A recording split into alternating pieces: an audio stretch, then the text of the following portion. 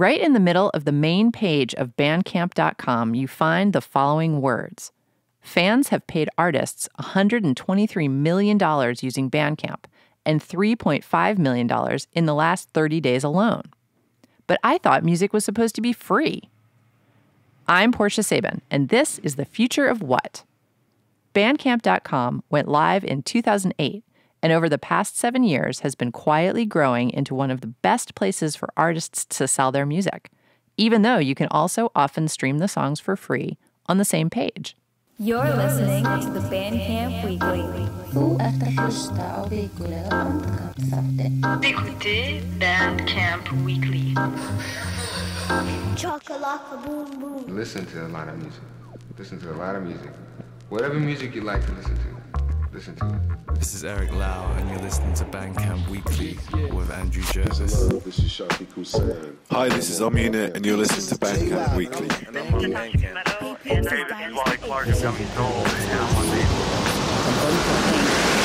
Stay tuned. شعب ما بيحاول يموت وحش بمعنى الكلمة وحش عم يطلع بصدره العاري على الدبابات تحت الدبابات والقوازي هدول الأشخاص أنا بتمنى إن نموت تحت تجريهم تحت صراميهم هدول عالم الشعب السوري. Hey there, this is Andrew Jervis saying welcome to a brand new episode of the Bandcamp Weekly. It's going to be a good one. Starting out this week with music from Syria. That was the intro to Bandcamp Weekly, a feature found on the main page of Bandcamp.com and hosted by Andrew Jervis. Andrew is the chief curator for Bandcamp, and he joins us today from San Francisco. Andrew, welcome to the future of what? Hi, Portia. How you doing? Thanks for having me. So give us the background. How did Bandcamp get started? Wow. Okay, well, I guess 2007, 2008 is just the earliest days, and I wasn't there. I've only been at the company for about 3 years, so, all credit to all the folks before me. And really, it started when Ethan Diamond, the founder, was trying to buy a record from a local band from their newfangled website. And after several dismal attempts, weeks later, was on the phone, I think with the drummer, who just sent him an email and had received a bunch of files called, track1.mp3. And I think he had this moment of realization that this should be easier. Yes, there has to be a better way. Yeah. So the thought was, well, let's start a platform where any band can make their music available to any fan in a nice, seamless fashion and, charge what they please for that. That's one of the most impressive parts about Bandcamp because artists have the option to have all their music streaming for free, but they can also charge for downloads, correct? Correct. And they can also get a little more tricky with the streaming side of things, too. Some artists obviously may be more concerned than others about how much their music is streamed. And so as an artist on the site, you can set the number of times that any of your tracks can be streamed before a fan is prompted to actually make that purchase. So yeah, what we try and do is put all the power in the hands of the artist. So there's a little blurb in the middle of the Bandcamp homepage that says, artists have made $123 million on Bandcamp. And what is it? $3.5 million in the last 30 days? That's right, yeah. That's amazing. It is kind of nuts, yeah. And it's, permanently creeping up, which is great. But if you boil that down to a daily, it's something like 16,000 records sold every day. Yeah, it's super encouraging, and especially when you look at another way to boil it down is to look at what's actually selling, and on Bandcamp, it's 5 albums to every single sold. Wow. Which is great. It's kind of the opposite of the industry trend, which I think is something like 6 singles to every album sold. So that's nice to see, albums do still matter, and bands and their music do still matter, at least according to the fans using the site. Yeah, and I think that Bandcamp is really a success story in this internet age because of the fact that you can both stream things for free. So you have the freemium or whatever people are always going on about, present, But then when you give fans the opportunity to buy, you find that they actually do. And this, Kill Rock Stars has been on Bandcamp for years, and we've been really happy with everything we've done with it. But one of the things we found is that often a fan will spend more than we're asking. Like they'll actually pay. I mean, we had one album that someone bought for $50 that was supposed to be a $7 download. Yeah. And we were just, running around the office when that happened. We were really excited. Lots of people have been running around lots of offices when that happened. I think the first time somebody saw $100, there was the thought, oh no, this is a mistake. It must be a currency thing. Someone entered the wrong amount there. But no, they just wanted to offer support to the artist that way, or show their support that way. And I think the stat is that for 50% of the time that you have that name your price feature enabled as an artist, people will pay more, and the amount that they pay more is like you said, eyebrow raising for sure. And then you guys are really coming out of this smelling like roses too, because you take a 15% commission, but then that commission drops to 10% once an artist reaches $5,000 in sales, correct? That's right, yeah, and it's always a flat 10% on merch too. So if you're selling T-shirts, tickets, 7 inches, cassettes, whatever it is, it's always a flat 10 on those too. And how does that work? Do all artists who sell physical merch through Bandcamp, do they have to do their own fulfillment, or do you guys have some sort of fulfillment thing worked out? We don't have enough hands on deck to be sitting mailing all those packages, but we did make it super easy for bands or labels to connect to their own fulfillment solutions, whether that's using a company like Whiplash or Hello Merch or somebody. You can do that in the background. It's all pretty seamless. Or it's as simple as entering the email address for the person in the shipping department, or the drummer in the band whose job it is to mail out the cassettes. It's pretty easy, back of the site stuff to get up and running. Why is it always the drummer that sends out the stuff? Yeah, I don't know. I picked on the drummer. I'm sorry. That's okay. No, I think it always is. That's fine. I'm fine with that. So tell us a little bit about your show, which is Bandcamp Weekly. It's sort of the first thing you see when you go to bandcamp.com, and it's a rundown. It's a weekly rundown of stuff that you like. Is that sort of what's going on? Yeah, pretty much. Yeah. I had this chance sort of meeting with Ethan from Bandcamp, and he was aware of a show I'd done here in San Francisco on KUSF for about 17 years, and he liked the show and explained the plans to revamp the Bandcamp homepage, which really didn't have any editorial on it at the time, and offered me the opportunity to do a show. And it's been great. Done about 130-something shows at this point, and usually we interview a couple of different artists every week. It is at this point, based on things that I particularly like, and there are some plans to expand what we do on the homepage there. There's going to be a couple of different changes to what we do on the editorial front. The first one will be a minor just addition of what's already there, but some more interesting and at the moment slightly secretive things are happening on our homepage in the next few months, so watch out for that. But yes, at the moment, the Bandcamp Weekly is my sort of rundown of favorites and interesting releases from the week. Well, I think you are a good choice to do this because you have very eclectic tastes. And I think one of the cool things about Bandcamp is that you're not going to go there and just find the biggest artists, the most famous people. You're going to find, people have a chance to do some real music discovery because there's some incredible artists on here who probably aren't on labels, half the time aren't even on labels. This is their own music and their own stuff that they're putting out there. This is a platform that works for them. And we're going to talk to a couple of artists later on the show who do that, who just put out music through Bandcamp and have been very successful. Yeah. I mean, this week's show is any kind of indication, although, one show can never really boil down what's on the site and what the show stands for. But this week's show, I interviewed Dungan from Sweden, Mexican Summer, and also a rapper called Milo, who's just self-releases and spends too much of his time apparently packaging cassettes. And I always want to have that balance in there of people who maybe don't need the helping hand, but just make amazing music and it's on the site. So yeah, let's play it. And then people whose music is also super cool, but they might not be household names. And I think that balance is always going to be super important. And maybe coming from an independent label before I started Bandcamp, kind of, I know what it's like to be on the other end of the stick and not to get the limelight. So I think it's really important that no matter who joins, which label's joined, or which artist is releasing, I think it's always important we have that balance of, hey, this just happens to be great. You just never heard of them. I may not have heard of them until I was digging around and researching that week's show, along with names that people will know. Well, thanks for your great work. I mean, I think it's really terrific in the marketplace today to have such a tool for discovery and have an opportunity for people who otherwise wouldn't be heard to get their music out there. So thanks for doing that. Well, it's totally my pleasure. Some weeks I can't even believe it's really a job. Don't tell anyone that. Don't tell anyone that. Yeah, right. We'll keep that quiet.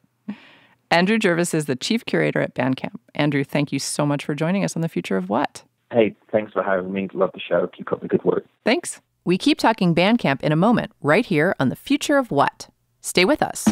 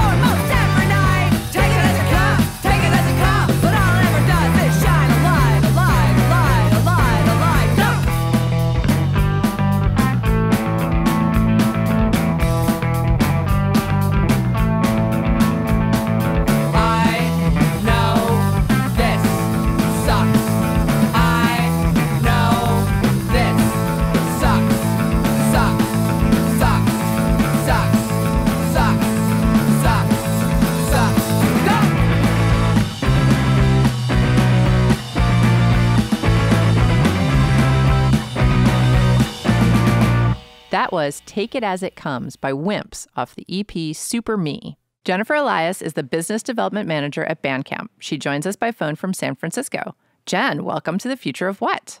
Glad to be here. So tell us exactly what you do at Bandcamp as the business development manager. That's a fancy title. Fancy pants. Well, I do a bunch of things. Right now, I'm doing a lot of work around podcasts and audiobooks on the site. I also work with potential partners that we might be working with, and then a bunch of different special projects as they come up. So with a company that's sort of our size, which isn't enormous, it means that you do a bunch of different things, no matter what your title is. So tell us basically, we just got off the phone with Andrew Jervis, and he told us about the music side, but you guys are expanding. So you're going into podcasts and audiobooks, and what else are you what's on the horizon here for Bandcamp? Well, I think what we've seen over the past couple of years is that more people are using Bandcamp for being able to sell and share their audio creations with their fans. And that's obviously music, which is the majority, but we're seeing people who are doing podcasts, audiobooks, audio dramas, and all those things, and comedy, as you all know, because that's on your label too. Mm-hmm. So there's this, I think it's a pretty exciting time because those things aren't necessarily siloed anymore. I know you recently did this show about comedy being the new punk rock. And I think what we're seeing on Bandcamp is that there are fans who have these collections that are this whole range of things. It's music and audio dramas and podcasts, and they can use Bandcamp for all those different pieces of content that they're creating. Absolutely. And of course, just for the sake of complete clarity, we are putting this exact show out as a podcast on Bandcamp as well. Yeah. Because it's such a fantastic platform, and Bandcamp has been so supportive and of artists over the last few years that we're super happy to work with you guys. Cool. Well, we are too. And I think one of the things that you're using with this very podcast and that people are using a lot now too is subscriptions. So this is sort of a fairly new feature that we recently announced where artists and creators can set up a monthly or annual subscription at any fee that they want so that their biggest fans can just support them on a regular basis and know that they're going to get anything new that this artist creates. And we're getting some really nice, we're just seeing these sort of really supportive communities starting to form. There's one podcaster out of Australia who has a community on Bandcamp, and there's a whole bunch, hundreds of subscribers. And he asks them questions like, what do you think I should have on my next podcast? Or what do you think of this topic? And these subscriptions sort of allow that kind of fans to sort of be a little bit a part of that creative process. And that's so amazing because it's kind of like Bandcamp is the place where all the good ideas of the internet were coming to fruition. For years, everybody's been talking about, interacting with your fans is how it, needs to happen. And yet I feel like that never was fully realized via tweeting and Facebooking and stuff like that. The social media stuff, you're sort of tweeting at your fans, but is it really interactive, maybe for some people, but this seems like it's such a great platform for people to connect. Yeah, and I think that the difference about that is that it is somewhat of a closed community. You're talking to people who support you. Mm-hmm. They're willing to put out $3, $10 a month, $50 a year to know that they're supporting you, to know that, again, they'll be heard and that they'll also be able to hear everything that you create. There's a podcaster and musician on the site named Julian Vellard, and he's doing a really interesting thing with a subscription where he's doing both. So his fans are getting his podcast and his music.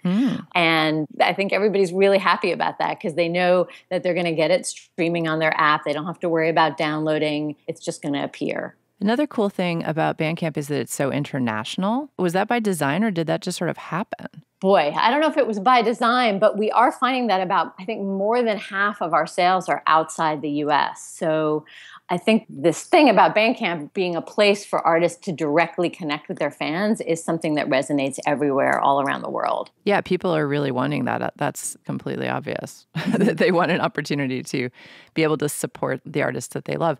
And we've talked a lot to people, like Benji Rogers from Pledge Music. I mean, these great ideas that people have had for sites where you can pledge over time and sort of be part of the process of making an album.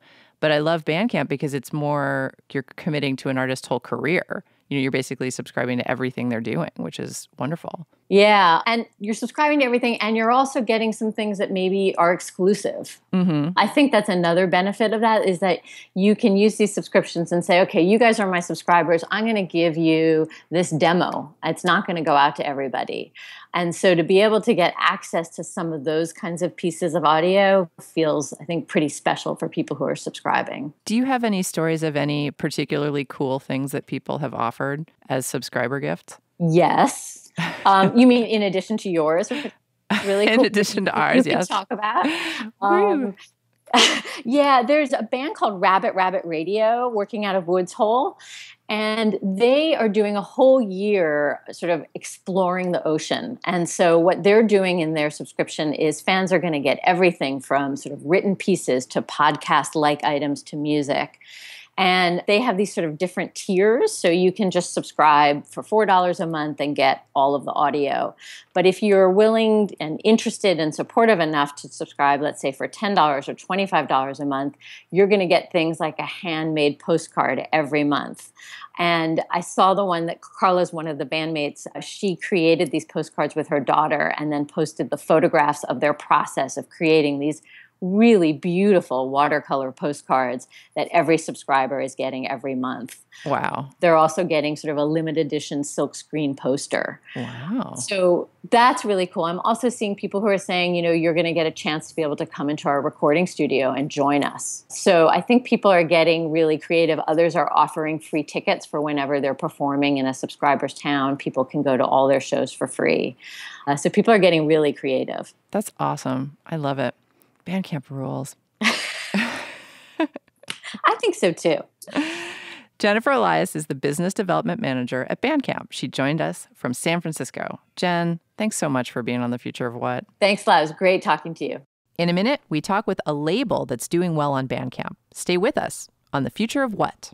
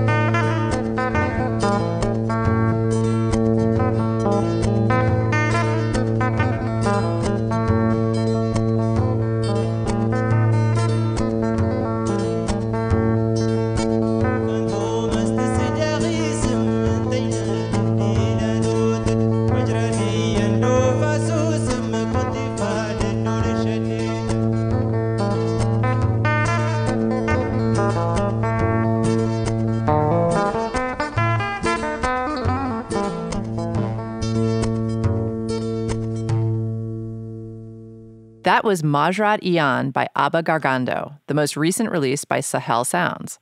Christopher Kirkley is the man behind Sahel Sounds, and he joins us now. Christopher, thanks for coming on The Future of What? Cool, thanks for having me on. So, is that song a classic folk song? Because I'm pretty sure that I heard Ali Farka Touré's version of that on The Source back in the day. Do you know?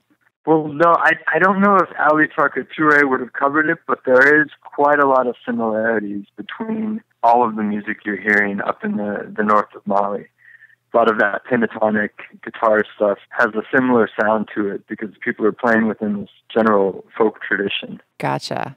Because I played that song, I was listening to it, and I was like, whoa, this totally reminds me so much of that one particular Ali Farka Touré song. Well, I mean, it makes sense. You know, ABBA's from the same area, same region. So they all kind of grew up listening to Ali Farka Touré. Yes. So the Sahel is the part of Africa south of the Sahara, and it encompasses parts of Mali, Nigeria, Chad, and Sudan. Is that correct? Yeah, Mauritania, Burkina Faso.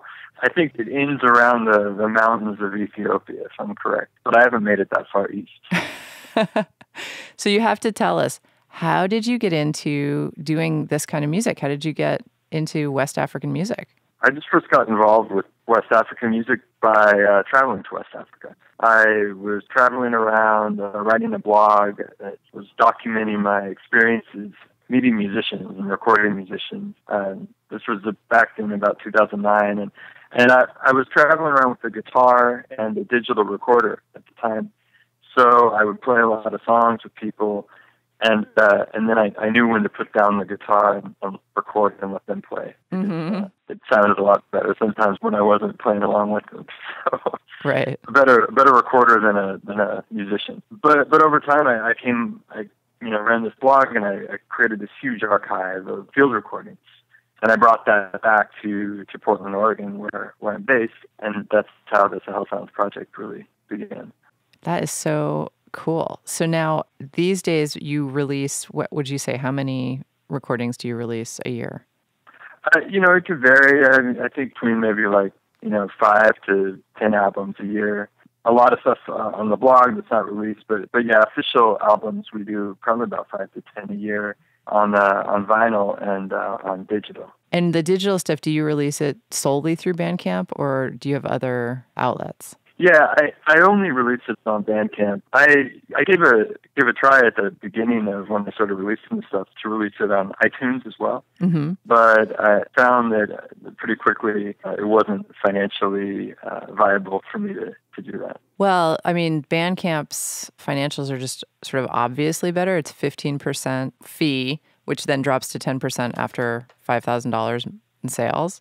So, I mean, that's way better than 30% from iTunes. Right, and with a lot of the iTunes, you have to kind of go through a digital distributor too, and you have to pay a yearly fee for that. So what I found was with my albums on iTunes, I wasn't actually making any money, and I only made enough to cover that fee, so it just was automatically debited every year and sort of rolled back into the proceeds to iTunes. Right. So tell us, this episode that we're doing right now is about Bandcamp. So tell us how you got involved with Bandcamp and what your experience has been like. I first found out about Bandcamp just because I was looking for some way to sell music where I had a little more control over certain things like price points. I was really interested in the sliding scale aspect of selling albums, and also just with the kind of low overhead and good percentage sharing. I started with Bandcamp in 2010, and since then it's sort of been my go-to source for uploading music and sharing it with people. I think, some of the things that I do, like I mentioned, was, obviously the percentage, the 15 or 10% that they take, but also the ability to do a sliding scale on music downloads. Mm-hmm. I'm somebody that really believe in paying, $10 for an MP3 album. So I've been selling the albums on Bandcamp for $5, and it's a lot cheaper, but at the same time, it's kind of, it's a non-tangible object, digital media. And I think by selling it for this lower cost, people, I'm sort of the philosophy that most people who are going to buy music are buying it because they want to support the artist, not because they have to. Right. If people want to find a way to get this music for free, they're going to find a way to get it for free. It's usually posted up on a blog somewhere. There's a Mediafire link somewhere for all the albums, and if you're savvy enough, if you can even stream something, you could probably route it through a digital recorder. I probably shouldn't be saying that on the Well, we are an educational program. Right. But I do like that idea, though, that the people who are supporting it are buying it because they want to support the label and the artist. And I see that. Regularly people pay more for an album than the $5. I love that. That's so cool. We find that, too, with Kill Rockstar's releases, that people are willing to, that they want to support the artist, and this is a great opportunity.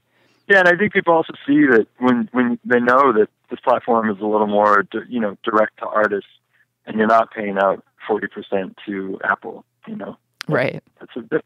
Yeah, it makes a huge difference. So do you do a lot of travel still in collecting these field recordings? Are you still going to Africa a lot? Yeah, I just got back last week, actually, from Mali. So part of the job is traveling back and forth. It's hard to do this stuff without being in Africa. So this is really a full-time job for you? Yes, it is. Wow. Between running the label, and I've been doing some films as well, and we're touring musicians now from the label also. So there's quite a lot of different facets involved, and I've tried the part-time job thing, but it doesn't really work out, you know. Well, right. I mean, especially if you have to go to Africa every few months, that's kind of a damper on your part-time job. They don't like that. No, very much. They're not wild about that. Well, I think what you're doing is really fascinating, and I think one of the cool things about Bandcamp is that it has such an international character to it, and it also just has, it's like you can do well on Bandcamp, you can find a fan base, and you can be featured. I mean, the people who run the platform are still so interested in music that they're, every week they're pulling up little known artists from here and there and featuring them on the front page. And I think that's amazing, that we have a platform out there that's still able to do that in this day and age.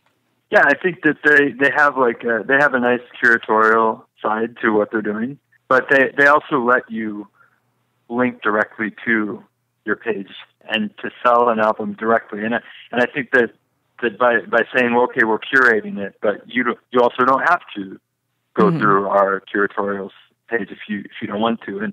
And by giving people that option, it's a platform that really is based around the user, and it gives a lot more control in every aspect. Exactly. Do you have fan interaction on your page? Like, do you have people commenting and stuff? Yeah, quite a lot. People are sending me messages through Bandcamp every day. So do you feel like it's also kind of a nice way for fans to really connect with artists, or at least with the label? Yeah, I think sometimes I see people will write me a message and will say, for example, I have one musician, Maman Sani, who's an elderly gentleman from Niger who plays synthesizer. And sometimes I'll get a message and say, oh, hey, Maman, I didn't know you were living in Portland, Oregon. And would you want to play this show in Portland with our band? And I have to write back and say, well, actually, no, I'm the label. I'm not Maman. But they might have just stumbled across it directly, that released by that artist. And so I think it does open up the possibility for this kind of direct communication to people who came to the music through whichever means, via a link on Twitter or someone's Facebook page or whatever. Well, very cool. Christopher Kirkley is responsible for Sahel Sounds. Chris, thanks so much for joining us. Cool. Thank you for having me. In a minute, we talk with another artist doing well on Bandcamp.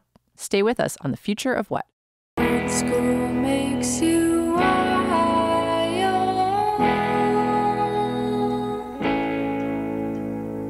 Real school makes you wanna get high.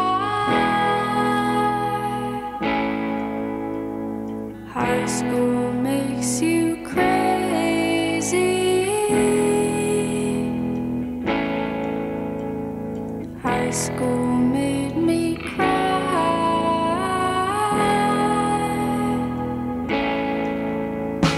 I'm shy to begin with. This is the diagnosis.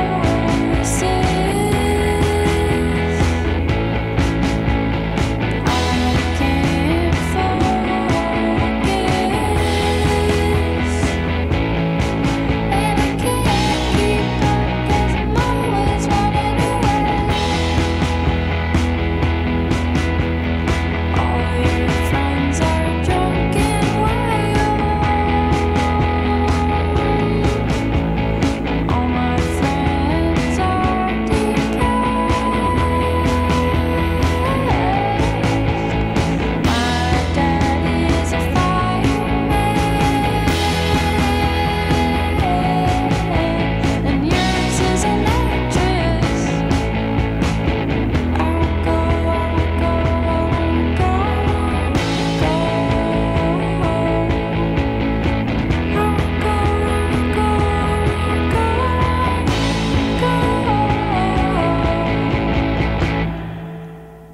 Frankie Cosmos is the musical nom de plume of our next guest, Greta Klein, who joins us from New York.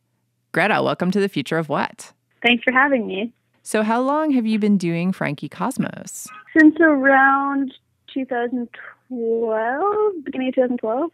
Cool. Did you start out with a different name? Yeah, 2012 was when I started calling it Frankie Cosmos, but before that I was just like recording stuff and calling it all different kind of stupid names. This episode, we're talking about Bandcamp. And so how did you decide to use Bandcamp as your platform? I don't totally remember the moment that I learned about Bandcamp, but I kind of remember seeing like all these artists using it and thinking it was a cool platform. And just, I don't know, I guess it just seemed like a kind of easy way to legitimize the music that I was recording, like by pretending they were albums and like putting them on a website. So it was, yeah, I figured it out and just put up a bunch of stuff at once, maybe 20 albums at once that I had just been working on for a while. And yeah, I got hooked. Yeah, you have over 40 releases on Bandcamp now. Yeah. It's pretty awesome. I mean, that is an impressive number, I have to say. Yeah, they're not like, they're not all albums or anything. They're not like, polished works, but it's fun. Yeah. It's still an impressive amount, I guess. Yeah. You're a prolific songwriter. Obviously, you write a lot. But the thing that I think is interesting about your releases is there's all different types. There's a lot that's just you and a guitar. There's a lot of acoustic. And then there's a lot with a band. So you have a lot of variety. Mm-hmm. Yeah, I do. So it's just whatever is taking your fancy at the time. You just put it all together and make it happen? Yeah, I mean, right now I have a band. So for me, like, that's all I can see in the future is making stuff with my band because it's really fun to, I don't know, I feel like I did a lot of solo recording for a long time, and now I am like really excited by putting out band recordings and like having it sound really different. They're a lot more nicely recorded than my stuff that I was like making on GarageBand. So that's like the next thing that we're putting out is going to be another band album. So great. Yeah. So what difference has Bandcamp made in your career financially? Pretty amazing one. I mean, it's like the first time that I made any money from music was just having stuff on Bandcamp. It was always pay what you wish, but it was I remember like the first time that someone gave me like $10 for an album, and I was like so excited. and I mean, yeah, it's like it was the first time that I even like viewed music as something that I could sell, I guess. I don't know. Yeah, it was. Yeah, it's kind of like not the main point of Bandcamp to me, but it definitely, it's cool, especially the fact that I personally like choose to make everything pay what you wish, and like, so if someone's buying it, it means they like really want to, which is a nice feeling. Yeah, absolutely. I mean, I've seen there's lots of comments on your page from fans. I mean, it seems like it's a really good point of interaction for you. Mm-hmm. Yeah. Has Bandcamp, like, do you have to have a day job still, or has Bandcamp sort of funded you at this point? Well, I wouldn't say Bandcamp funds me, but we tour a lot. So like that's kind of my job. Oh, that's good. Yeah. So Bandcamp is a part of the picture. Yeah, but definitely selling music is like a really nice little extra way to make money, I guess. I'm not relying on that. Like I don't, especially because we don't have like a brand new release right now, but soon we will. So then I don't know. Yeah, I'll see. I hope people buy it. But. Yeah, definitely. Yeah. So you said that Bandcamp is not, like, the point of Bandcamp is not really financial for you. So what is the point of Bandcamp for you? To me, it's just like it's just like really easy to use. And it's like, I guess like now I'm working with a record label, but until then I was kind of like, it was a really nice way to just quote unquote release something, like, and it just felt like a real release, you know? I mean, not that I was telling anyone like I'm releasing something, but once people started following it, and like Bandcamp makes it really easy to follow an artist and stuff, so it just like felt it was the first. I think for me, Bandcamp like is important to me because it made me like feel like I was legitimately releasing music into the world to be heard, and you can see that the song was listened to this many times, and it makes you kind of like, it totally has affected, I think, the way that at that time in my life that I like began to view myself as an artist, maybe. Yeah, I think that's a big deal. I mean, it's like the minute that the people who are listening to you are not just your mom and your like best friend. Mm-hmm. It's really exactly changes everything. It literally was like my mom and my best friend, and then suddenly like not just them. Right, and then you get an email from someone that you've never met, and you're like, oh my god, yeah, somebody cares. Yeah. The first time that I got $10 for an album on Bandcamp, I told my mom, and it was like this musician who I knew, like, and I recognized his name. It was Noah Britton. And I was like, Mom, like this guy Noah Britton, like bought my album for $10, and she immediately like went on and bought it for like $11 just so she could be like more important of a fan. God. She's That's like, I've been awesome. listening for longer. Let's hope she keeps doing that, right? The more push that price point up. Yeah. That's funny. Yeah. So how did you get into music in the first place? You've been in several bands. Well, I played like classical piano as a kid for like 10 years. And then I took bass, like electric bass lessons in like 5th grade. And then at some point I just started kind of figuring out guitar on my own and like writing songs probably when I was like 13. I was more of like a side show goer. Like I wasn't trying to play shows or anything. And then I first played a show when I was senior in high school, and it was just like by chance. And I also like, I think is when I started to take it more seriously. Was it one of those experiences with where you played live and then you were like, oh yeah, this is it? Yeah, kind of. Well, I've been like trying to, I think I had like sent my music to a lot of people, and like nobody had really responded because it was like these really dinky recordings, and nobody really believed me that I was like, and I didn't know what I was going to do if I played live. So I didn't know what would happen if I actually did get the opportunity. And then like randomly this person who I didn't know very well, who is like now my boyfriend of like 4 years, but he called me and was like, hey, do you want to play the show in 2 days? And so I like went and I did it, and it was like, I didn't even bring a guitar. Like I had no idea what I was doing. and I just like, showed up. I didn't have a set list, and I just did like the worst performance, but it was like so exhilarating. And I immediately like started another band and played a couple of shows with them, and ultimately that led to this. So I love that. It's like, wow, I was really terrible, but I never want to stop. Yeah, exactly. I mean, I still kind of feel that way. Like, I'll still play a show and be like, that was so horrible, but like, this is so fun. That's a great attitude. That's totally how it should be. I always felt that way too. I was always like, you know, when you play in a band, there's always somebody who's like, that was terrible and we need to do better and blah, blah, blah. And I was always like, that sucked, but we are all like, this is so fun. Like, let's go to the next town. I love touring too. Yeah, so it's amazing. It's like it's the best feeling. Yeah. But yeah, my new joke is being like, yeah, like me not trying to become, I feel like, I don't know. Yeah, there's always the person who's going to be like, oh, you have to brand, you know, have a brand or do something that's like more something better or whatever. And I'm always just like, but this is my brand. It's like, I have no idea what I'm doing. Like that's my joke now, is that like, oh yeah, this is my brand. It's like, I'm bad. I don't know. But well, clearly people like it. So it's, you know, can't be that bad. Yeah. I mean, the longer you do something that you're bad at, you're not going to be bad at it anymore. I guess.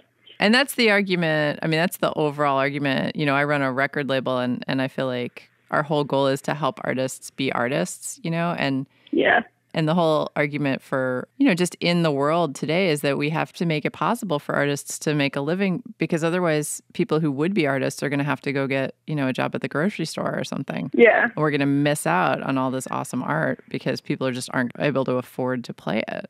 You know? There has to be room in the world for a Frankie Cosmos. Yeah, totally. It also must be really crazy to run a record label and like kind of try and beat that outlet for people, but also how it's just such a crazy world now for like buying music. Oh yeah, we gave up on making money a couple of years ago. Yeah. It's like impossible. It's impossible. Greta Klein is Frankie Cosmos. She joined us from New York. Greta, thank you so much for coming on The Future of What? Thanks for having me. Strange girls scroll on the walls of their strange blue paradise. So in love with misery, baby,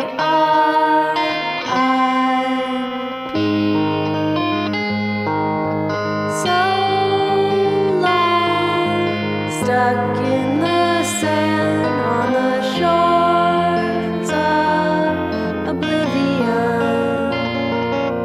Now free, drifting out to sea, baby,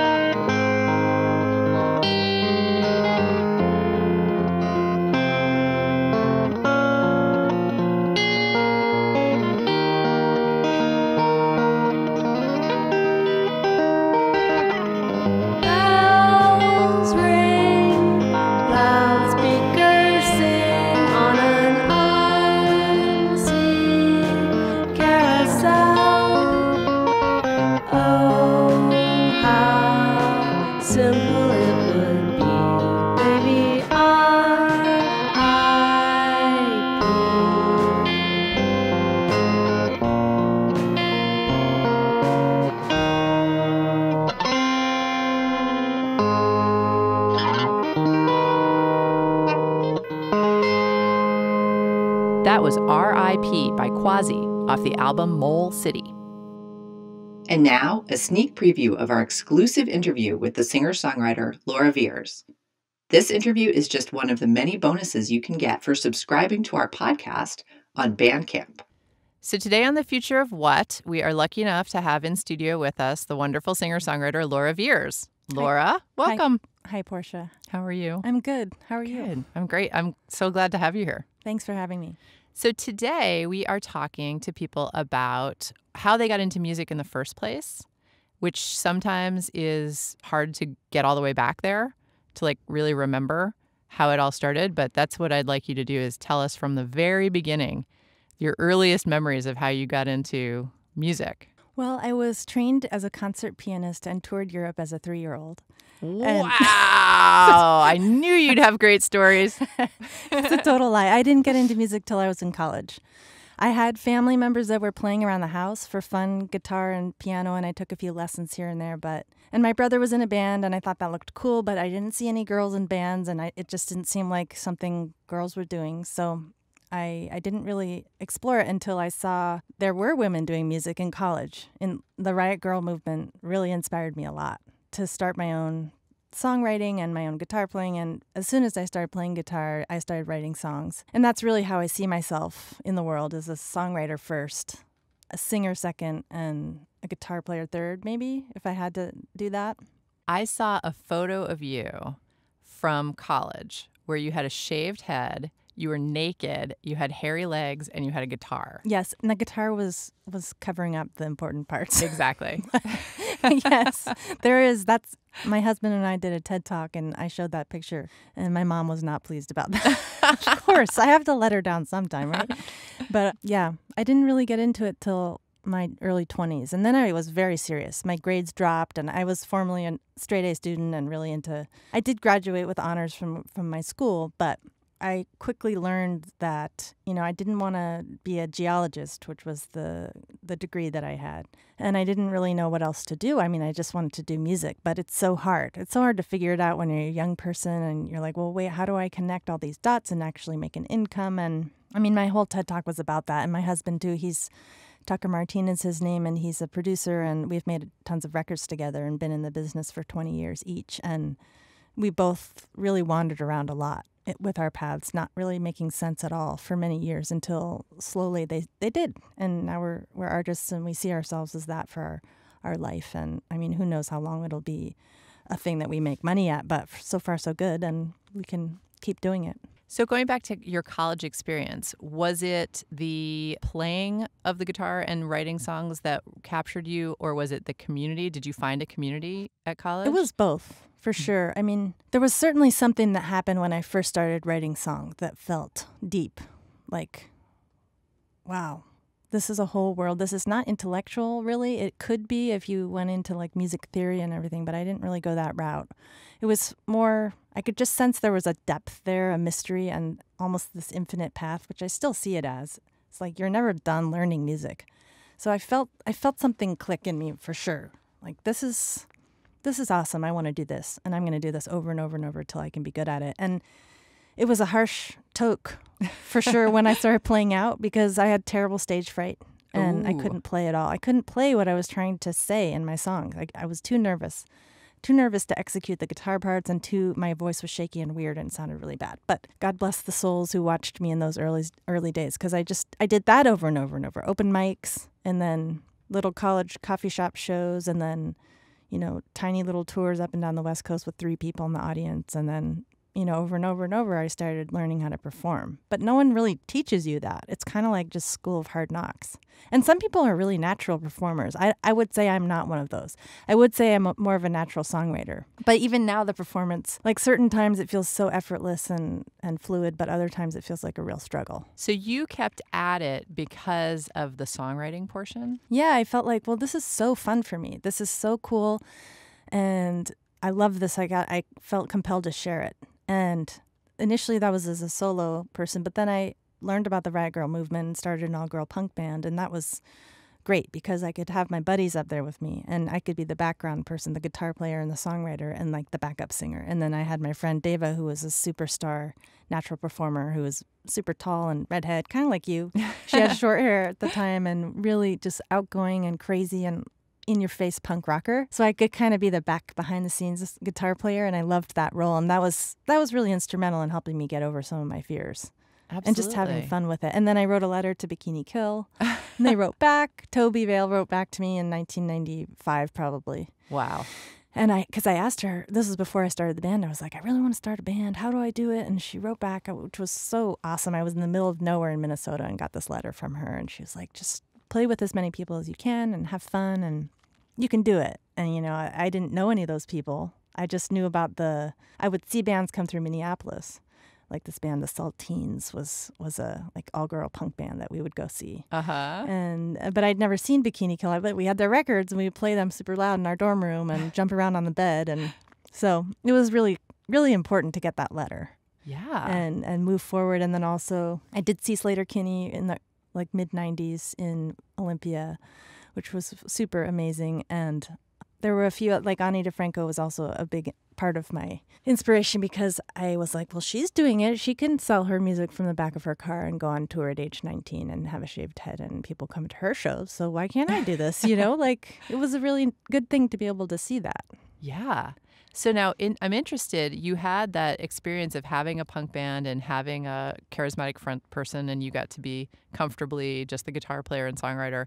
What made you decide to take the next step and be out there by yourself? The lead singer wanted to quit.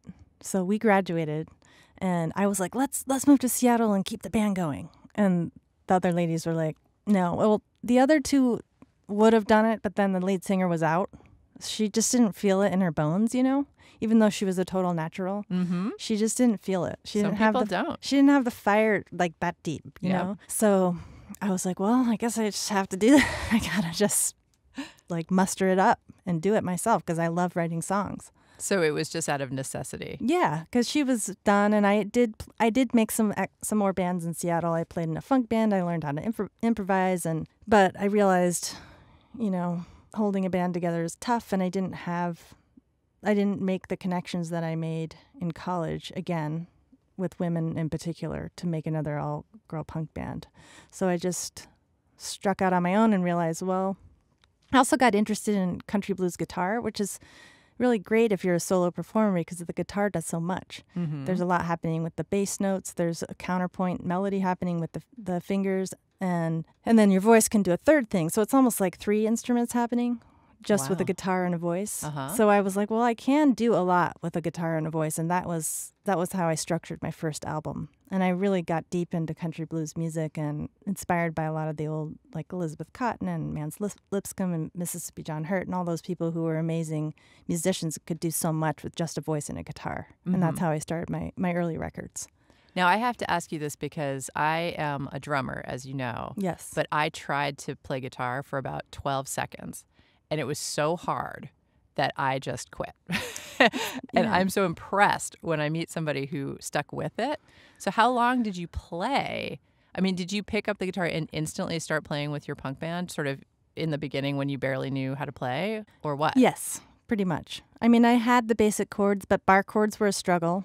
To get my hand strong enough to play like a solid F was a long time of practicing. But I was one of those nerds that just wanted to play all the time, you know, and get really pretty accomplished. Although I was sort of, I probably sounded pretty bad in the beginning. I know I did, but I would worry more about my voice in the beginning. The guitar never felt like that big of a struggle. Oh, wow. That's awesome. The voice so you're was probably the a natural. problem. Yeah. The guitar has always felt natural to me. It's never felt like, I mean, like I said, the bar chords was hard to get my hand strong enough to do that. But the rest of it, I mean, don't get me wrong, country blues guitar is really hard to play, and I would spend hours just slowly working through almost like in a scientific way to learn this music. And then slowly it would start to come and flow, and then it was no problem anymore. But to learn something new that's difficult, it took me a lot of practice. Wow. But you felt like your voice was the thing that actually needed the work. Yeah, and I did take some voice lessons, which helped. But I think voice for me is all about confidence. Mm-hmm. And I mean, most of art is, but the singing particularly, it will reveal your your fears quickly under the microscope of the microphone. Did you feel like you had to experiment with different ways of singing in order to find the place where you were comfortable? I think, yeah. I mean, I did the yelling thing. I did softer stuff. I did a drawl. I mean, I kind of copied Gillian Welch for a while. Awesome. Just tried out different things until I feel like for many people, and this was true in my case, it just takes a bunch of years of doing different kinds of art to find your own voice. And by that, I mean my own songwriting voice and my own singing voice. Right. And I guess I'm still finding both of those things, but I do feel more settled in them and I enjoy them more. Laura Veers is a singer-songwriter. She lives here in Portland. Laura, thank you so much for joining us. Thank you, Portia. And that's our show. The music we played today was used by permission. You heard Wimps, Quasi, Abba Gargando, Frankie Cosmos, and of course, our theme song, Mind Your Own Business by the Delta 5. If you have a question you want answered on the show, please email us at thefutureofwhatshow@gmail.com. Our episodes are archived at killrockstars.com/thefutureofwhat, and you can subscribe to our podcast on Bandcamp. Our program was engineered by Brent Asbury at Beta Patrol and is produced by John Sepulvedo, Will Watts, and Anna McLean. I'm Portia Sabin, president of Kill Rock Stars. See you next week. No!